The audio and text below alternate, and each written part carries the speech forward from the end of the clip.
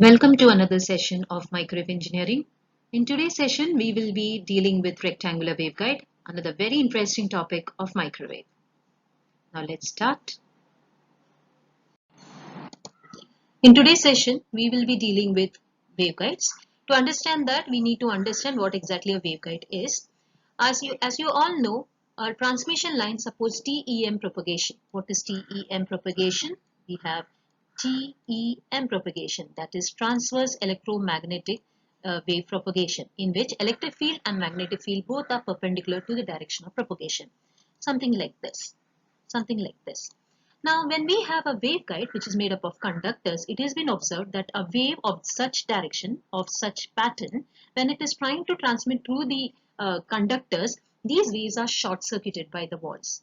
As a result, we cannot allow transmission of such waves. We cannot allow transmission of such waves. I'm talking about these. We cannot allow transmission of such waves through the waveguide. As a result, what we do is that we allow the wave to propagate in a zigzag fashion. That is why you can see over here, it is pointing in this way and coming down in a zigzag fashion. As a result, the time spent by the wave at the walls are very, very short. And you can see that we try to have maximum electric field at the center, away from the walls. Now, in the process of having this, we can no longer call the waves propagating through the waveguide as TEM. In fact, we have to call them as two separate set of waves comes into picture. First, that is TE. I think red will be better. TE and TM. Now, what does TE and TM mean? TE means transverse electric wave and TM means transverse magnetic wave. Now, why does this happen is because when you are transmitting the wave, you can see there is two sets of lambda that has come into picture. One is lambda n. Can you all see over here? One is lambda n, another is called as lambda p. That means in addition to the wave propagating in the direction of propagation, this is the direction of propagation, you can see additional components of waves being there in direction parallel as well as in the parallel, normal as well as parallel. So why it is no longer TEM? First of all, you can see it is not that the wave is perpendicular to the direction of propagation. You have additional components coming into picture, and the wave is not going to propagate having the velocity of light, that is 3 into 10 to power 8 meter per second. The velocity might increase or decrease, that we will see in further lectures. So why it is called TE or TM? Actually, there's a lot of history in this. According to American nomenclature, we say that we tend to name the wave according to the component which does not exist in the direction of propagation. Meaning, when you call it as TE mode, means electric field is no longer present in the direction of propagation. Electric field is no longer present in the direction of propagation. That is, if you say that the wave is propagating along z direction, we will say that Ez is not present. Ez is not present in the direction of propagation. When it is Tm, we say magnetic field is not present along the direction of propagation. This is according to American nomenclature. The British and the European nomenclature says that if the wave is not present along the direction of propagation, why do you call it as Te? Why not call as H mode? Now, H mode means same way that if you claim that electric field is no longer present in the direction of propagation, then which wave is present? Of course, the magnetic. So, magnetic wave is present. So, TE mode or H mode, TM mode or E mode, any one modes you can easily call. Normal tendency is to call it by TE and TM. We are following the American nomenclature. So, in the entire lecture, we will be calling the entire waves as TE or TM. I repeat, so waveguide supports TE mode or TM mode of propagation. Now, when we have TE and TM mode, we should also remember that these tend to have always small letters M and N being written at the suffix. Now, what does these mean? What does this mean? M and N. M means number of half wavelength intensities along the X direction. Meaning, when we tend to draw a wave in this way. This is going to be half wavelength. It's going to be half wavelength. Hence, we call it as number of half wavelength intensity along the length. That is called as M. And the N will be number of half wavelength along the N. Now, when we are talking about this, you can just have a look. When you're talking over this, you can see over here one rectangular waveguide is drawn for you. Rectangular, like a rectangular box, this will be something like this, a rectangular waveguide. We're just trying to draw it. So here a length A and this is breadth B. This diagram has been drawn for you all along the, you can see this diagram they have drawn along the front view. The first diagram which you can see, it's a front view. So over here, what we are going to do over here is that you can see the TE wave being shown over here. Can you all see this? In TE wave, this is going to be, you can see the electric field is been shown over here.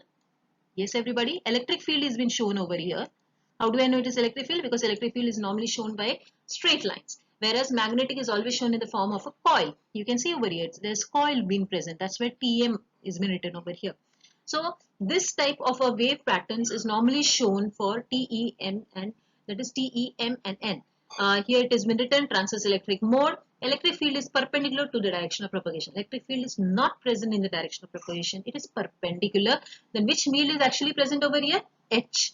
Magnetic field is present over here.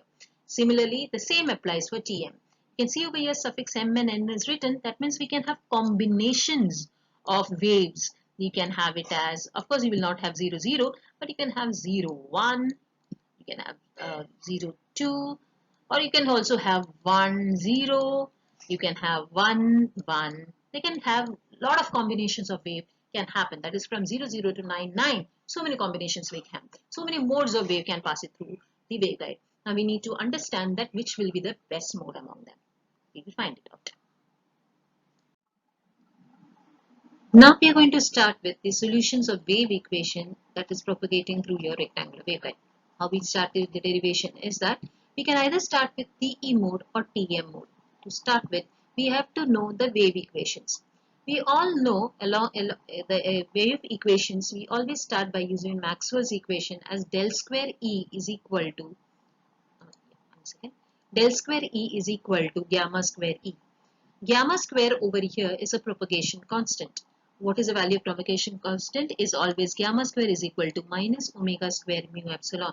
I hope you remember gamma used to be equal to alpha plus j beta. What is alpha? Alpha is attenuation constant and beta is your phase shift constant. We are assuming that there is no attenuation in this case. Therefore, your alpha becomes equal to 0. Gamma becomes equal to j beta. If you are taking square of that, it becomes gamma is equal to minus j square beta square. What is beta? Beta is nothing but, what is beta? What is beta? Beta is your propagation constant and it is always equal to omega square root of mu epsilon. I hope you remember these parameters, and hence while solving gamma squared, it becomes minus omega square mu epsilon. Using the coordinate system, which coordinate system are you talking about? We are talking about rectangular coordinate system because this is rectangular waveguide. Since it is a rectangular waveguide, what will be the shape? How will it look? It will be always in this form. You will be always drawing a rectangle like this, a rectangle like this, in which A will be your length, whereas B will be your breadth. Am I right? A will be along the length and B will be always your breadth. So we are starting with the derivation.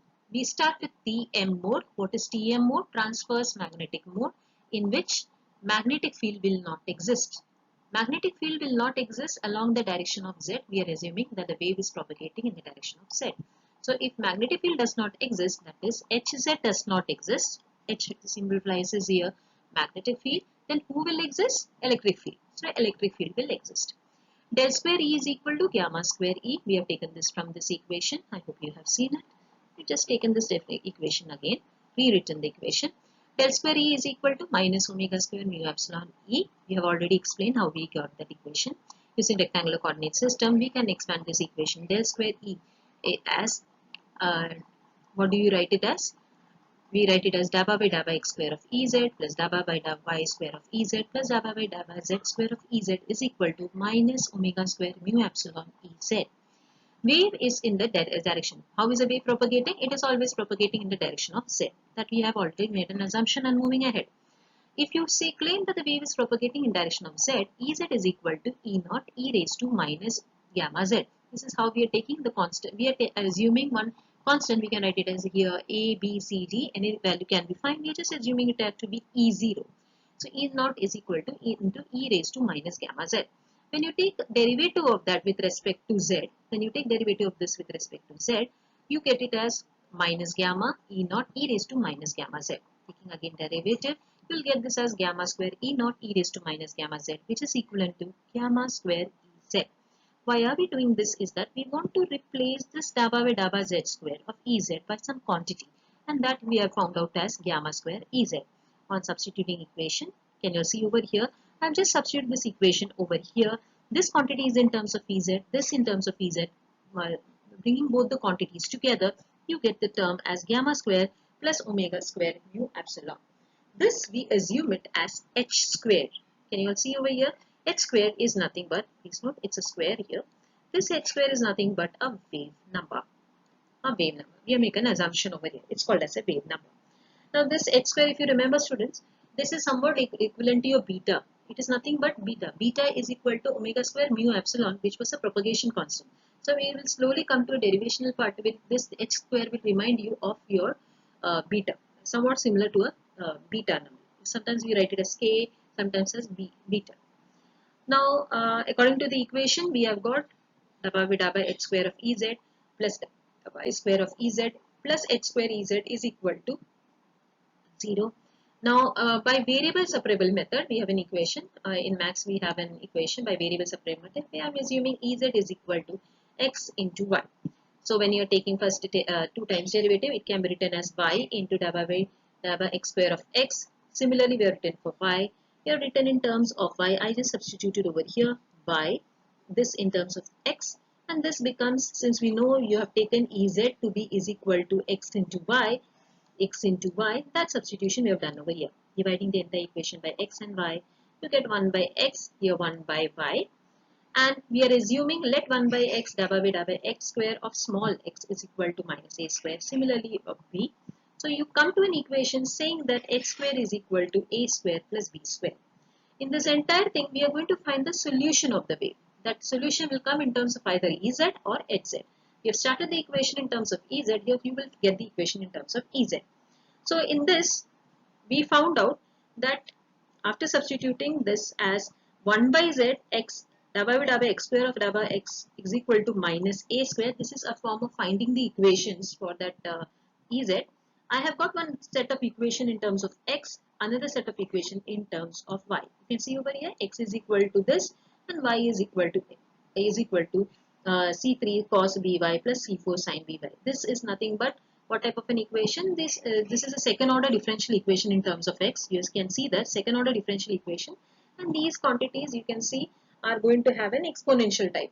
Alpha and beta is over here, so alpha is over here 0, we are getting a beta quantity, hence we are getting in terms of cos and sine. This equation we will be solving.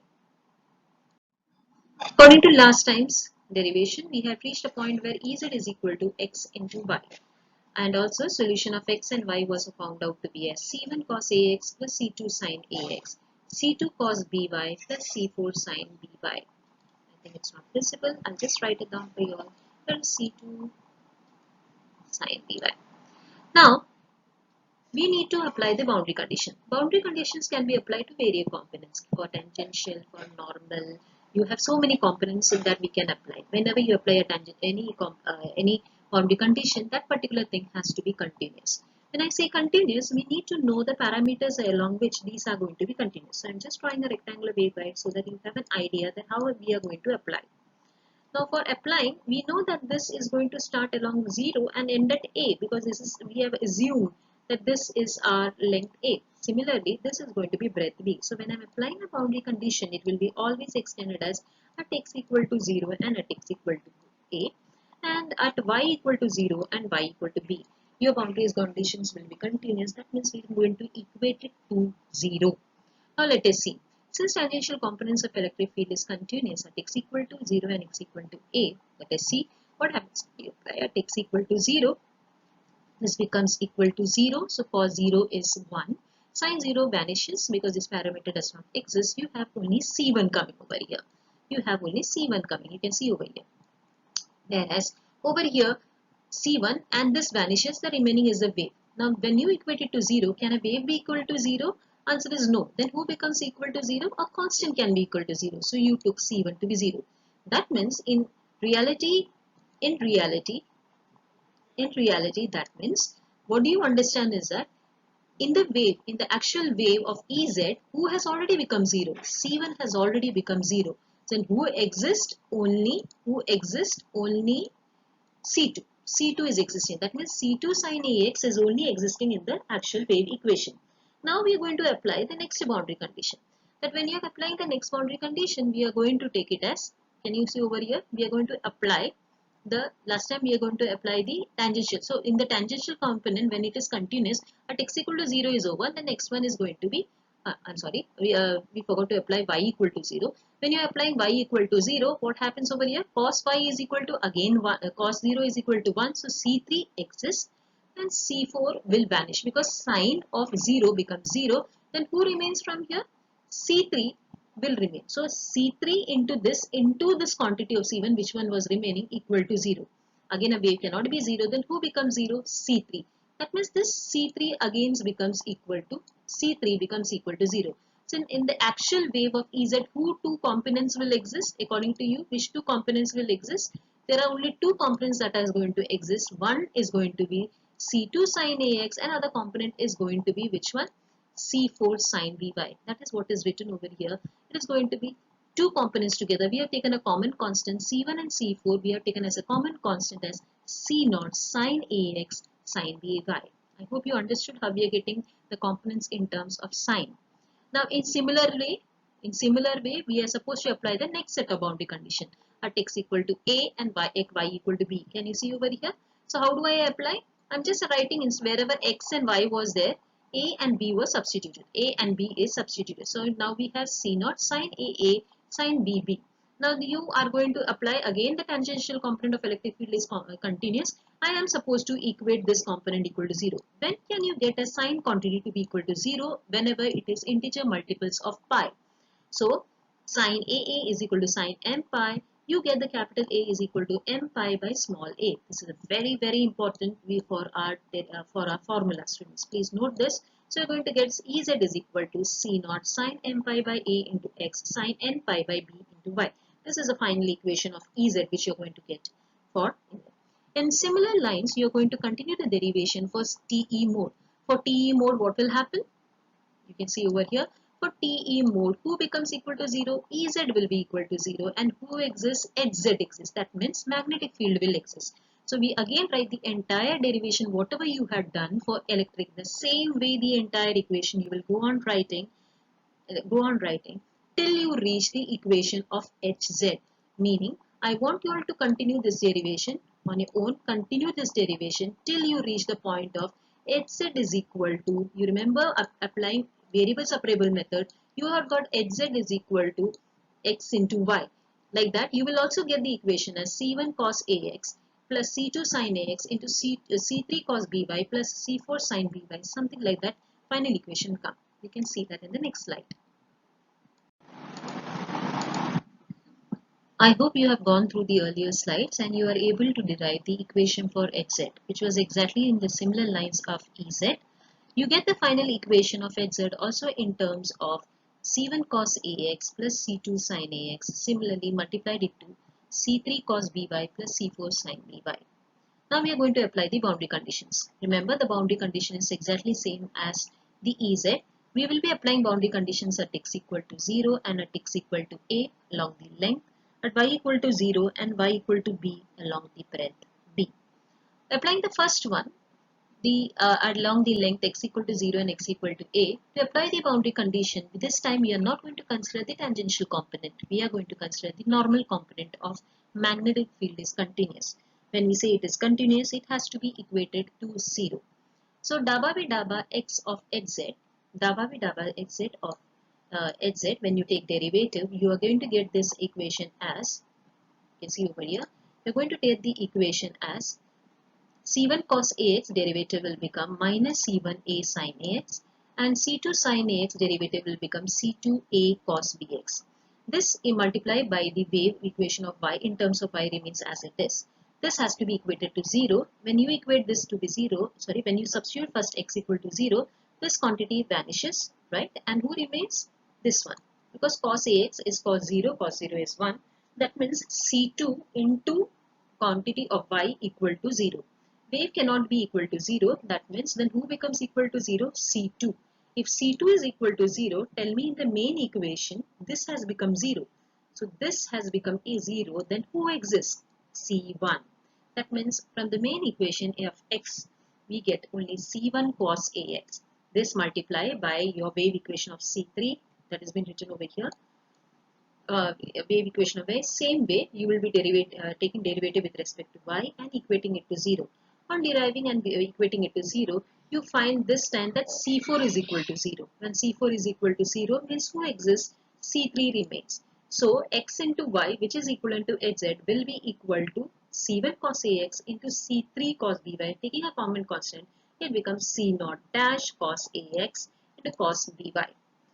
If you remember, along the EZ direction also, we apply the second set of boundary conditions. In the second set of boundary conditions, it has to be taken across length A and breadth B. When will be a cos quantity be equal to 0? Sorry, when can we have, we are supposed to apply the normal component. So first we will take the derivative of it. It's written over here. We are taking derivative of it. This is your exit, right? We are going to take the derivative of this with respect to x and y. While taking derivative, we again take the terms in terms of sign. When can be sign term be equal to 0? Whenever it is equated to m or n times of pi. So when you are taking equated to m or n times of pi, you get capital A is equal to m pi by a. Capital A is equal to m pi by a. It's written over here. And capital B is equal to n pi by b. On substituting, the final exact equation becomes equal to C naught dash cos m pi by a into x cos n pi by b into y.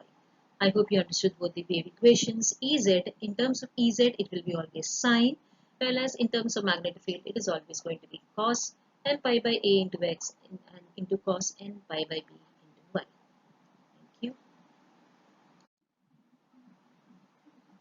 In today's session, we will be just continuing with the wave equation. Last slide, we had already concluded with the wave propagating in z direction, namely Ez and Hz. Ez is equal to C naught sine m pi by a into x, sine n pi by b into y. Similarly, Hz was equal to C naught dash cos m pi by a into x, cos n pi by b into y. I am hoping that you have seen the earlier slides and we will continue with the session. Today's session, we will be dealing with finding the field components, that is Ex, Ey, Hx and Hy. According to Maxwell equation, you can see over here, according to Maxwell equation, curl of H is equal to j omega epsilon E. And when we are taking curl, we can write the equation in terms of I, j, k, dabba by dabba x, dabba by dabba y and dabba by dabba z. Please note dabba by dabba z, since the wave is propagation in z direction, can be represented as minus gamma, which is written in the next slide. You can see over here, I have replaced dabba by dabba z as minus gamma. On solving this equation, we will get three equations in terms of Ex, Ey, Ez. Similar lines, can you all see? Curl of E can be also written as curl of E. This is Maxwell equation. Curl of E is equal to minus j omega mu h. On representing in ijk unit vector form, you have ijk dabba by dabba z, dabba by dabba y. This time I have radically substituted dabba by dabba z as minus gamma. Ex, Ey, Ez. On solving this equations, again you will get three equations in terms of Hx, equation 4, equation 5 Hy and H6. Equation 6 Hz. Now, question that comes in our mind is that what equations are we going to find? We know Ez and Hz. Let us suppose we need Ex. So where do you find among these six equations Ex in the right hand side? That will be in equation number 1. I hope you understand what did I say. Ex is in the right hand side. To find Ex, which is the unknown quantity in the left hand side. Unknown quantity over here is Hy because I know the equation of Hz but I do not know Hy. Now among the six equations which we have written just now, find out where does Hy come in the right hand side. In the right hand side, Hy comes in equation number 5. Can you all see this? Now write down this equation in terms of Ex and Ez. So when you are writing this equation in terms, can you see it's been done for your Hy? We have just taken this equation and this Hy will be substituted in equation number 1 because that is the unknown quantity. We have just substituted this equation. On substituting, you can see how does it look. On substituting, you are going to get this as gamma upon j omega mu. Yes. On opening the brackets, we have just opened the brackets. Can you all see? It becomes gamma upon j omega mu by x of Ez plus gamma square upon j omega mu Ex is equal to j omega epsilon Ex. Ex and Ex becomes common. You take the quantity to that side, it becomes j omega epsilon minus gamma square upon j omega mu. Multiplying both these equations, you get this as minus omega square mu epsilon minus L gamma square upon j omega mu into Ex. But this equation you have substituted as h squared. You recollect this in the main equation of Ez, that was a wave number. So we have just substituted this equation in terms of this. So right now, what did you observe is that you got your final equation of Ex as in terms of Ez and Hz. Can you all find out now Ex? Ex is going to be very simple. Ex is nothing but equal to minus j, this quantity, I'll just multiply to the left hand side. So minus j omega mu upon h square into dabba y of hz plus gamma upon j omega mu dabba x of Ez, and the equation will get over here. In the last slide, we had found out to derive the equations of Ex. I hope you remember that. Today, I will be teaching you shortcut of remembering these equations. There is a very easy method by which you can remember these equations.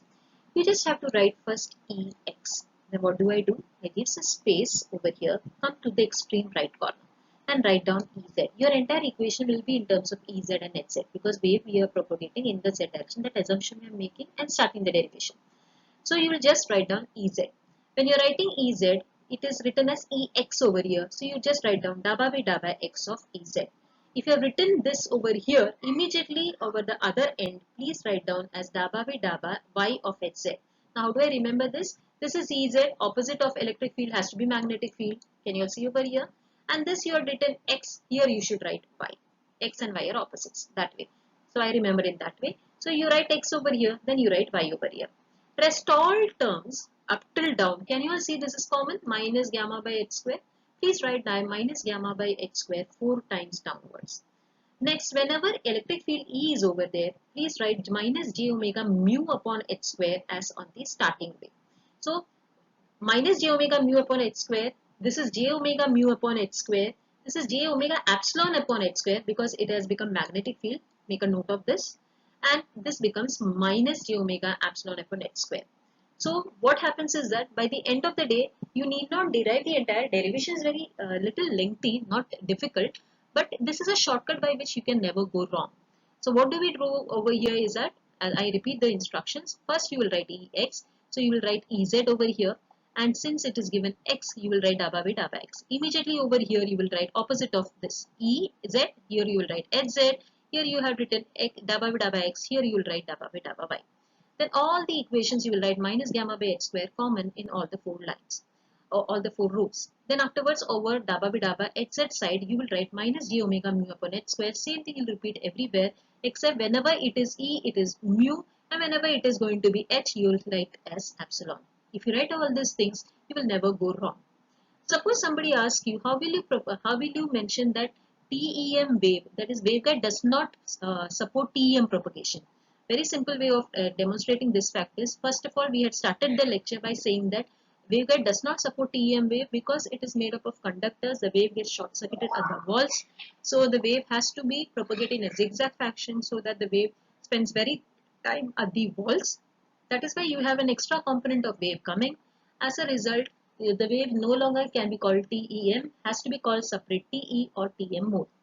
Now in this derivation over here, if you take TEM mode, suppose you take TEM mode, what will happen?